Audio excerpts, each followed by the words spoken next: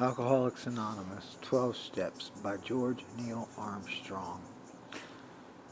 Independence Day, July 4th, 2026. Step 1. We admitted we were powerless over alcohol, that our lives have become unmanageable.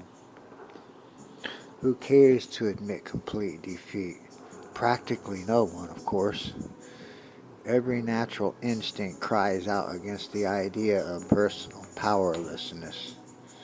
It's truly awful to admit that, glass in hand, we have warped our mind into such an obsession for destructive drinking that only an act of providence can remove it from us. No other kind of bankruptcy is like this one. Alcohol, now become the rapacious creditor, bleeds us of all self-sufficiency and all will to resist its demands. Once this stark fact is accepted, our bankruptcy as going human concerns is complete. Upon entering AA, we soon take quite another view of this absolute humiliation. We perceive that only through utter defeat are we able to take our first steps towards liberation and strength. Our admissions of personal powerlessness finally turn out to be firm bedrock upon which happy and purposeful lives may be built. We know that little good can come to any alcoholic who joins AA unless he has first accepted his devastating weakness and its consequences. Until he so humbles himself, his sobriety, if any, will be precarious. Of real happiness he will find none at all. Proved beyond doubt by an immense experience, this one of the facts of the AA life, the purpose we will find no endearing strength until we first admit complete defeat in the main taproot from which our whole society has sprung and flowered.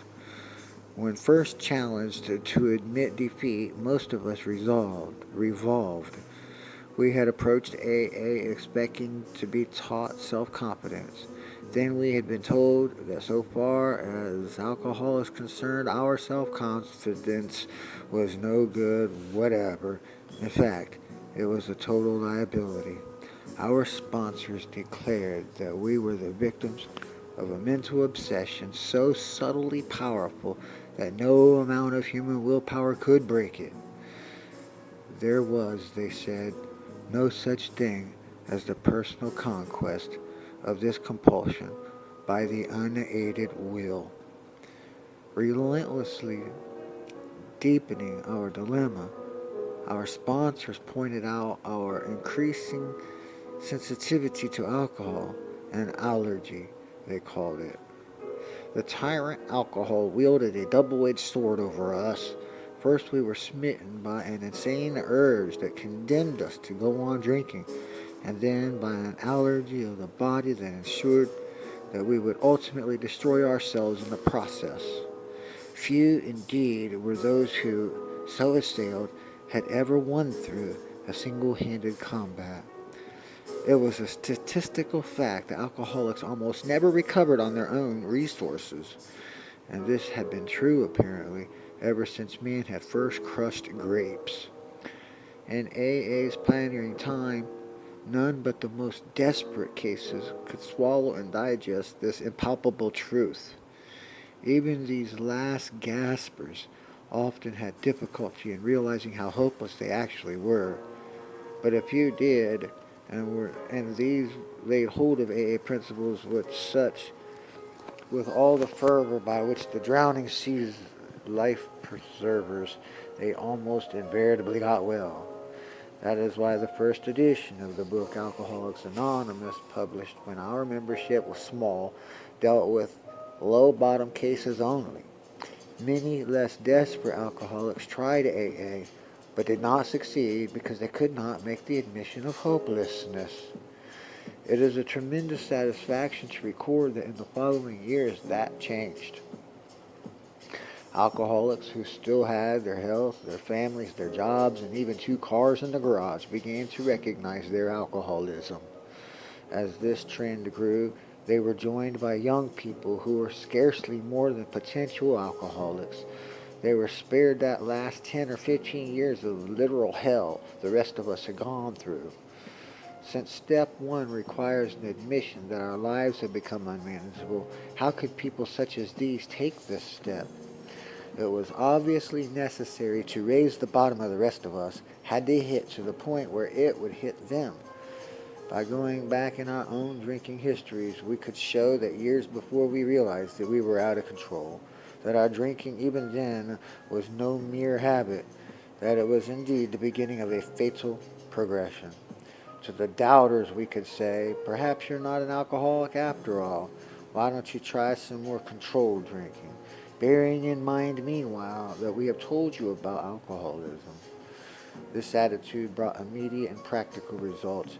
It was then discovered that when one alcoholic had planted in the mind of another the true nature of this malady, that person could never be the same again. Following every spree, he would say to himself, maybe those AAs were right. After a few such experiences, often years before the onset of extreme difficulties, he would return to us convinced he had hit bottom as truly as any of us. John Barleycorn himself had become our best advocate. Why all this insistence that every AA must hit bottom first? The answer is that few people will sincerely try to practice the AA program unless they had hit bottom. For practicing AA's remaining 11 steps means the adoption of the attitudes and actions that almost no alcoholic who is still drinking can dream of taking. Who wishes to be rigorously honest and tolerant? Who wants to confess his faults to another and make restitution for harm done? Who cares anything about a higher power, let alone meditation and prayer? Who wants to sacrifice time and energy in trying to carry AA's message to the next sufferer? No. The average alcoholic, self-centered in the extreme, doesn't care for this prospect, unless he has to do these things in order to stay alive himself. Under the lash of alcoholism, we are driven to AA, and there we discover the fatal nature of our situation. Then, and only then, do we become as open-minded to conviction and as willing to listen to the dying as can be. We stand ready to do anything that will lift the merciless obsession from us.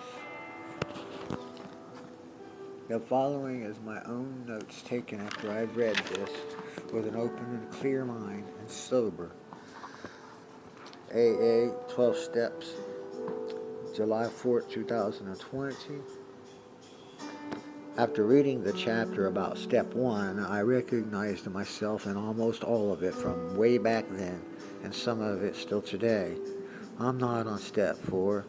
If I'm not fully past this first step, I think to myself, and even voice it often from time to time, everybody ain't got to be all the way broken to need and recognize the need for help.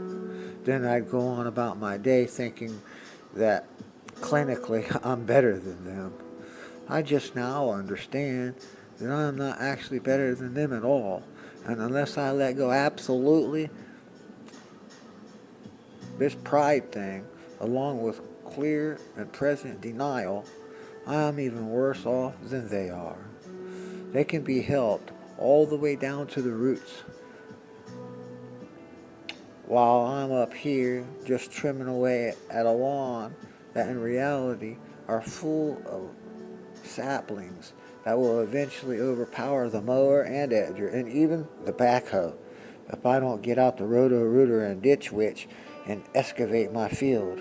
Field of vision, mindset, the very core, limestone, bedrock, and all the weed roots, and condition this loose topsoil with the balanced, nutritious formula that has been tested and proven beyond any fail, and isn't found in in any applicable way, such as this, in the AA's 12-step program.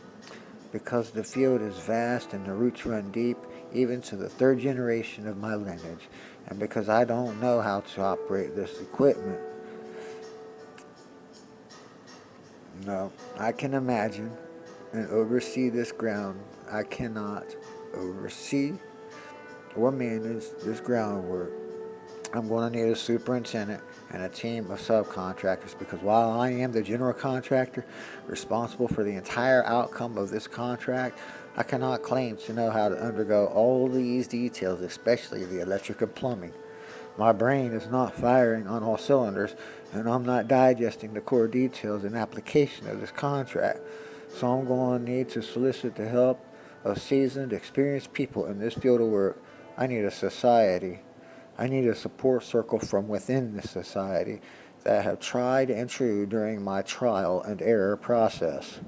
This contract is unique from all the others. Number one, it ain't got to be perfect, pretty, or even right. All I need to do is show progression and not regression. 2.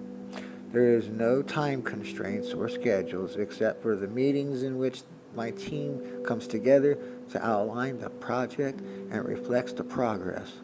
My superintendent, my sponsor, keeps daily quota with me as I conduct the protocol known as the 12 steps.